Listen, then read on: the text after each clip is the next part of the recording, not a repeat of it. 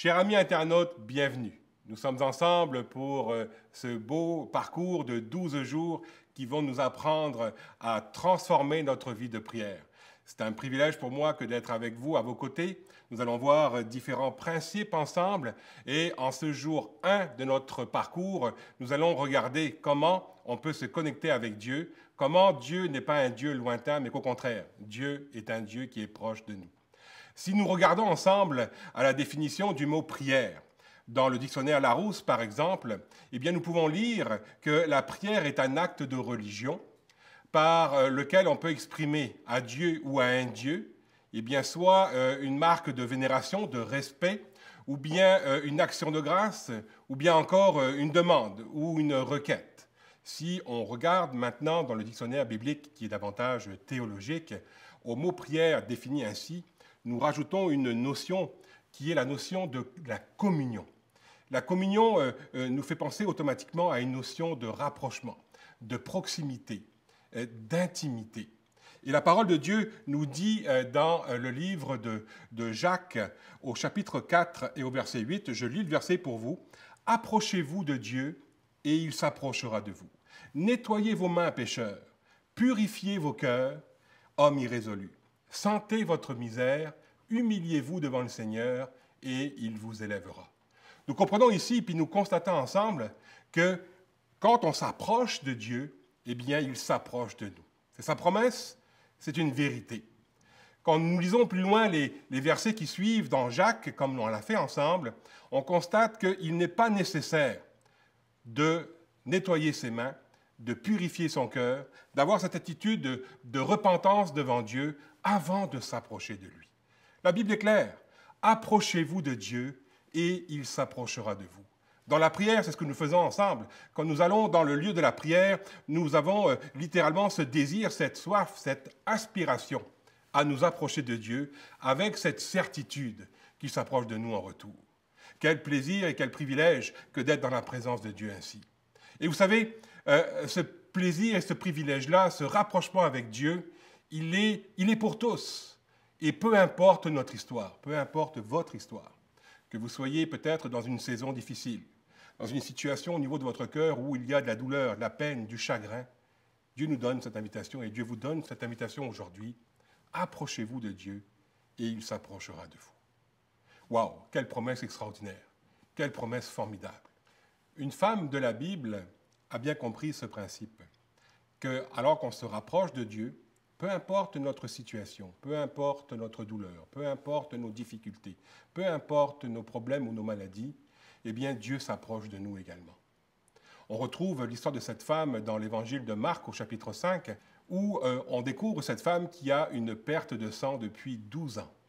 Cette femme souffre dans son corps physiquement, ce sont des douleurs, ce sont des situations difficiles pour elle. Mais au-delà de la douleur physique, cette femme souffre aussi au niveau psychologique, au niveau moral. Elle est exclue, elle est rejetée dans sa famille, rejetée par les autres femmes. Elle vit vraiment des temps difficiles. Elle essaye par elle-même de trouver des solutions à son problème. La Bible nous dit dans cette histoire qu'elle a tout fait. Elle a été voir les plus grands médecins de son époque. Elle a dépensé son argent auprès des spécialistes, mais rien n'y a fait.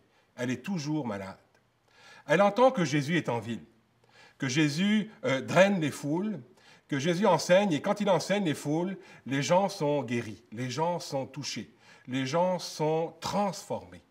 Et elle se dit en elle-même cette réflexion, si seulement je pouvais le toucher, je serais guérie. Elle ne fait pas juste le dire, elle met sa foi en action.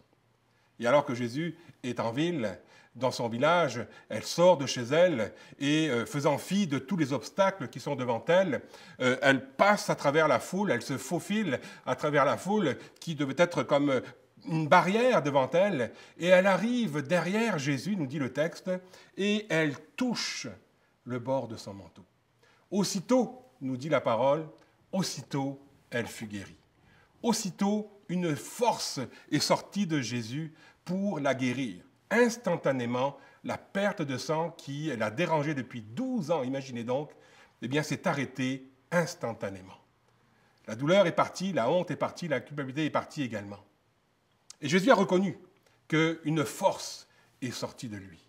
Bien-aimés, amis internautes, quand on s'approche de Dieu, il s'approche de nous et il nous communique cette force de guérison, cette force d'encouragement. Si vous êtes dans une saison difficile où, par exemple, vous avez besoin d'être restauré, ou vous avez besoin d'être consolé, Dieu s'approchera de vous et il vous apportera restauration et il vous apportera consolation. Si vous vous sentez peut-être perdu face aux décisions que vous avez à prendre, eh bien Dieu peut aussi, alors que vous vous approchez de lui, il se rapprochera de vous et il sera votre guide. Il vous dira où aller, comment aller et quand le faire. Et c'est ça la beauté de la prière. Alors qu'on se rapproche de Dieu, alors qu'on est dans cette dimension où on s'abandonne à lui, on vient toucher son manteau, quelle joie, quelle espérance, quel privilège, waouh, de dire et de savoir qu'en retour, il peut nous rencontrer, il se rapproche de nous. Alors que je tends la main vers Jésus, eh bien lui aussi, il tend la main vers moi et il se rapproche.